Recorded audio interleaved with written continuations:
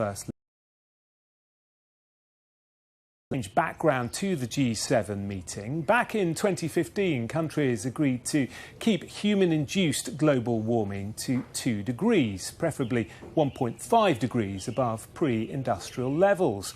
And as you can see on the Climate Show dashboard, scientists estimate that we are currently at around 1.2 degrees, and that number, of course, is ticking up all the time. Now, the warming is caused by burning fossil fuels, which produce greenhouse gases, including carbon dioxide. And earlier this week, it was revealed that in May, levels of CO2 in the atmosphere reached their highest level since measurements began more than 60 years ago. A monthly average of just over 419 parts per million was recorded at the Mauna Loa Atmosphere Baseline Observatory in Hawaii. Now, ppm is the concentration of carbon in the atmosphere that actually intensifies the greenhouse effect and warms our planet. Well, scientists say the only way out of all of this is for countries, but especially the industrialised nations, to really reduce their emissions. But what chance is there of that? Well, with me now is our political editor, Beth Rigby. We're keeping told, Beth, don't we, that the climate is so important at the G7 summit here, but there's so much else for the politicians to be discussing. What will people be hoping that when Sunday comes and the leaders leave will have been achieved when it comes to the climate? Well, look, I think the first thing to say is in his opening remarks, Boris Johnson said that he thought this was a huge opportunity to tackle climate change. He says as a G7, we are united in our vision for a cleaner, greener world. And if you look across the G7 countries, all have long-term targets to reach net zero emissions by 2050.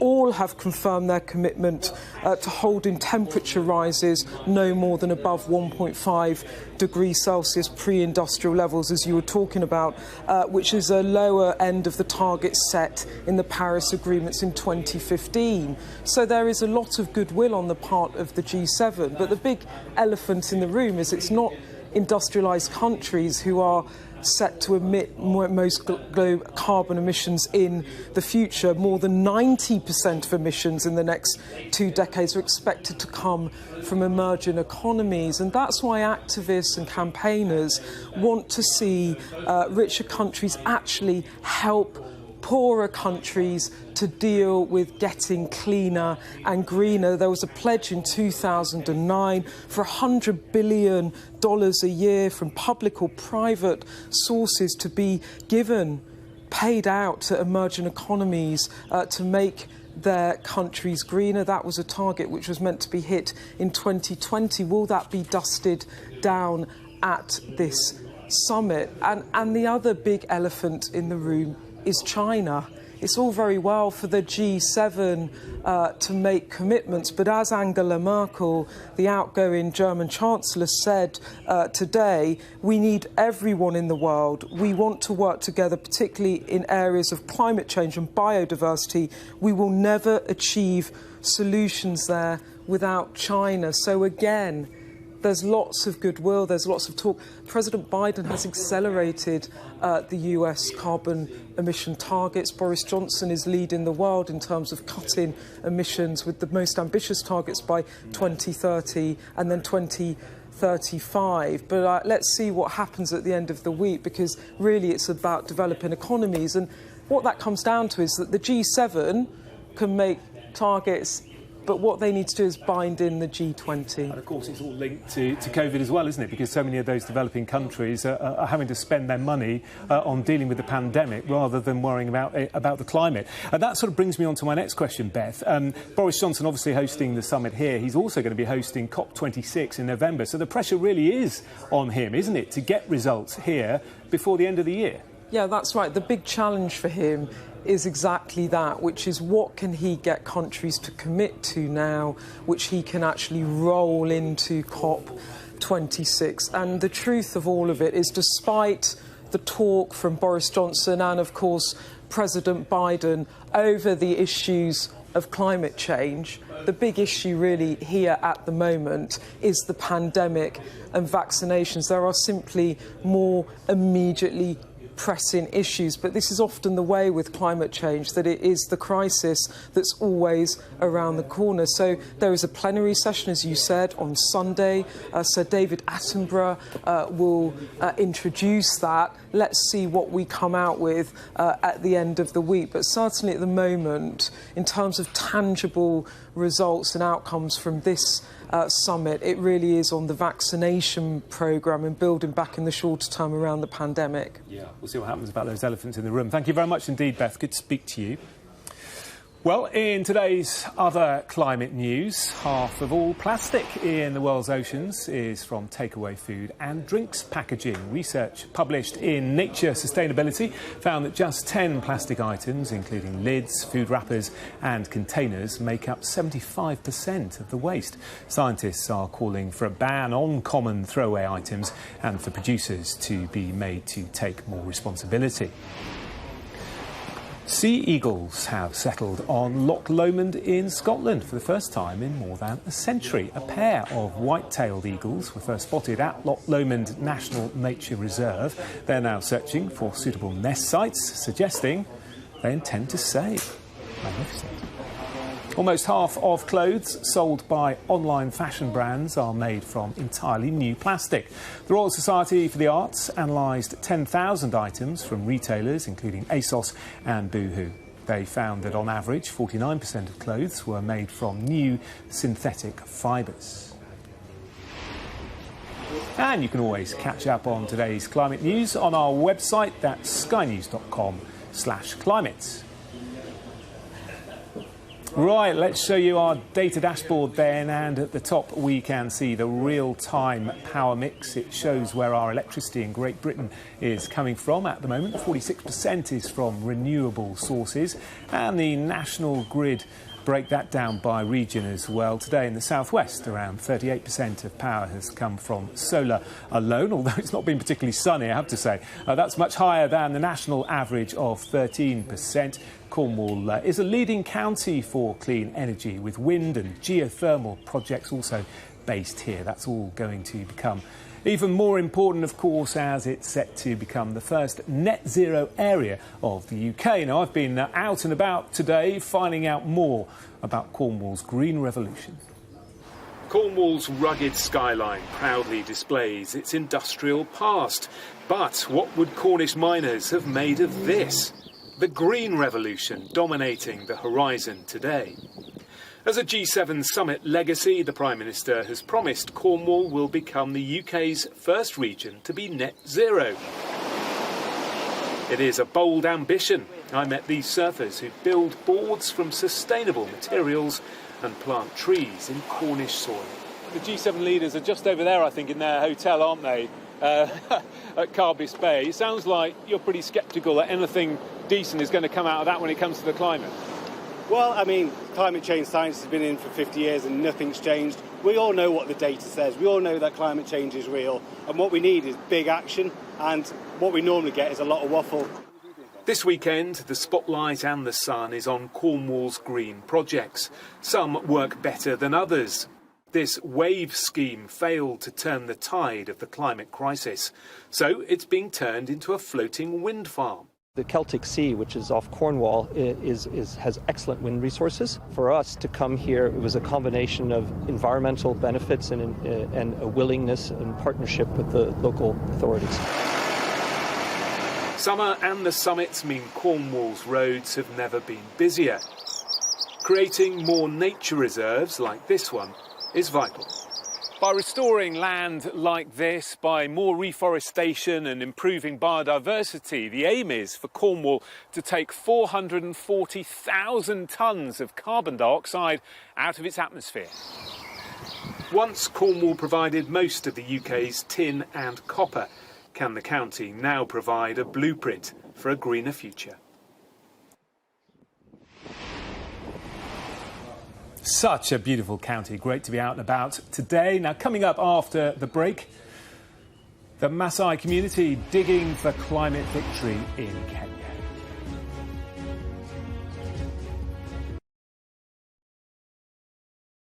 Prime Minister Boris Johnson is, of course, leading the G7, but a little bit later in the year, at the end of July, he is co-hosting with the President of Kenya a global education summit.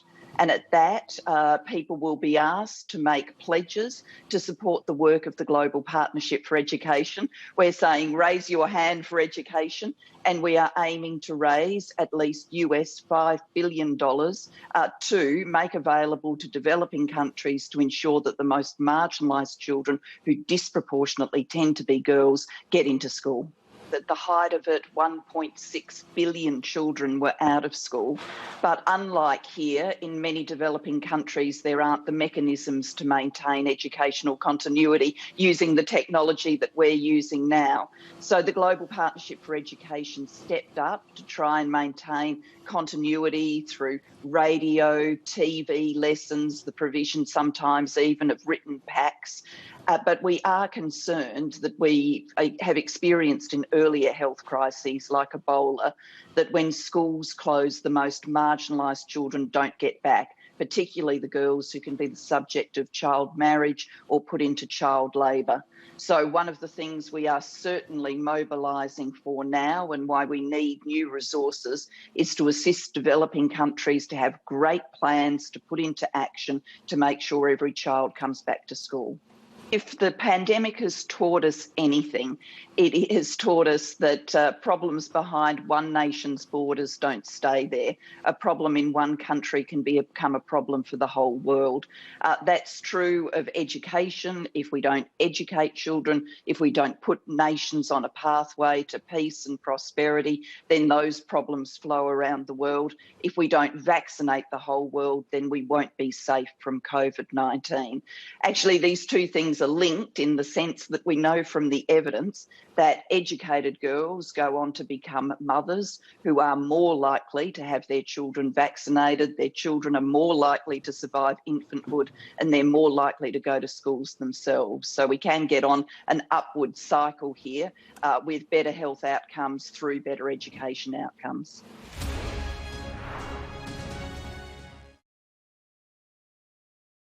Hello, my name is Nadia Frontier. My name is Ryan Matthews. I'm the Marine Assistant at Rotherham Research Station, Which is to the west of the West Antarctic Peninsula.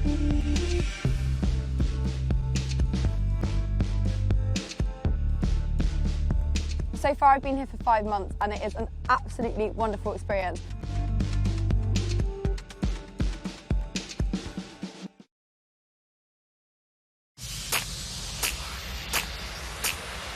My name is Fatma Zilzila, the founder of Ecostar from Kuwait, where we face many environmental problems related to waste pollution, deforestation, and lack of information.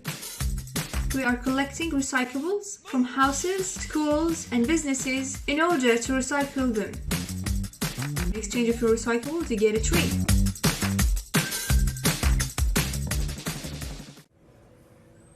Hello again, welcome back to a special edition of the Daily Climate Show, live from the G7 summit taking place here in Cornwall. Now, it's not only global leaders gathering here this weekend, blimps of Boris and Biden, life-size Pokemon, and even mermaids have all been spotted. The light-hearted fancy dress and costumes, all part of more serious demonstrations taking place. As Sky's Dan Whitehead reports. Well, this is the first full day of protests here at the G7 summit in Cornwall. It all began on the other side of the coast, not here in St Ives, but over in Falmouth, where there was a youth climate strike. It was the US President and UK Prime Minister in blimp form that started protests in Falmouth. Young campaigners gathered on the beach to send their message. It's just absolutely crucial that climate is on the agenda for this G7, not just because of the pivotal moment in which we're in with the climate crisis and also leading up to COP26, but also because the countries that are here have historic responsibility to act on the climate. And a lot of countries who won't be at this G7 are already experiencing the impacts of that firsthand right now. That's the picture in Falmouth. Here in St Ives, Extinction Rebellion have been holding their first major protest. It is climate that is top of the agenda. More than 500 protesters marched through St Ives. To be frank, I feel we just need to come to our senses. You know, there's a lot of science, but actually if we come to our senses, there are places I can't breathe because of exhaust fumes. I want them to listen to what we're saying, and rather than just talking about things, making a few policies and creating sound bites, they need to take action. Well, the protest will continue right throughout the weekend. They are sending a clear message to the G7 leaders that it can't just now be about talk, it's got to be about action, with climate change top of the agenda at the summit and amongst these protesters. Now, Bangladesh is one of the countries most at risk from climate change, and decisions that are going to be made here in Cornwall over the weekend could have a real impact for the millions who live there. And the issue of climate finance, money from richer countries to help developing nations reduce emissions and increase resilience against the negative impacts of climate change will be a big talking point. But is money the only thing that will help? Well, let's get more on this. Joining me now from Bangladesh's capital, Dhaka, is Professor Salimul Huq. She's Director for the International Centre for Climate Change and Development. Good to see you on the Climate Show this evening. Thanks for being with us, sir. Now tell me, what are you hoping to hear from the leaders here at the G7 in Cornwall? Thank you very much for having me. So it's interesting that the summit agenda uses the phrase climate justice rather than just climate change. And there's nothing more unjust than rich countries causing the problem and poor countries and poor people suffering the consequences of their pollution. And therefore, climate justice requires that these rich countries deliver on the promises they have made in the past. They promised $100 billion to support the developing world in 2020. They didn't deliver it, and they owe another $100 billion for 2021. So we expect them to deliver on promises, not just repeat promises that they don't deliver on. Yeah, you make a very good point about those countries in the West where the G7 leaders have travelled from being the polluters and the developing nations really struggling. But of course, you're also struggling, like all of us are, with the COVID pandemic. How do we solve that problem? How do we make sure that we get the world vaccinated whilst at the same time making sure everyone plays their part when it comes to the climate crisis? You're absolutely right. We are facing a global pandemic that we have to deal with, and the leaders there are going to have to deal with it. I think the biggest challenge for them, each of them individually, is can they rise to the challenge of acting like global leaders, solving global problems by the richest 7 countries, or are they going to be hunkering down in their own national leadership and do whatever's best for their own countries, and the rest can be beggar thy neighbor, which unfortunately with vaccinations they've done. Vaccinated themselves and only now talking about vaccinating the rest of the world. Well, we should get a clearer idea, of course, of what the leaders come up with on Sunday. For now, Professor Salimul Huq from Bangladesh, thank you very much for joining us. Now, as we've been hearing, the effects of climate change are already being felt right around the world, but there are solutions. In Africa, farmers are on a mission to restore areas affected by our changing climate. Southern Kenya suffers from extended droughts and irregular rains, but nature-based solutions can help regreen the land, improving biodiversity, crops and also the water supply.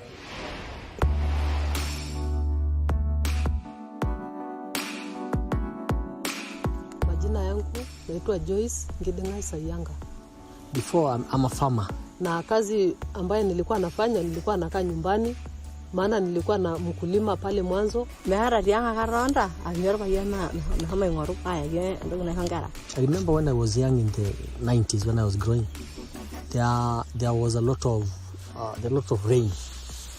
And everywhere was grass, and hardly there were no droughts like now. Sasa unakuta climate imekuwa mbaya, maana kunyeshi kwa wakati. Na tena hao ng'ombe wetu wapate mali ya kula. My area of Loitoktok is one of the most productive in time in the yesteryears. We were controlling Nairobi market, now there is no. Even if we are anywhere you are, climate change will actually affect you wherever. Because if it affects me, then it will affect you.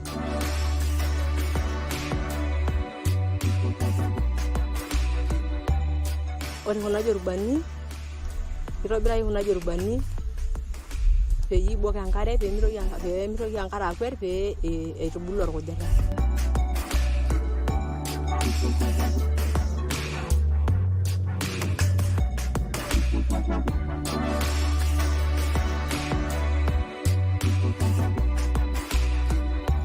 Are you hopeful for the future of climate change? Yes, I hope. If we do such like initiative like Just Dig It, where we have now bands like this and we control the little water that we get from rain, I think that's the hope we have.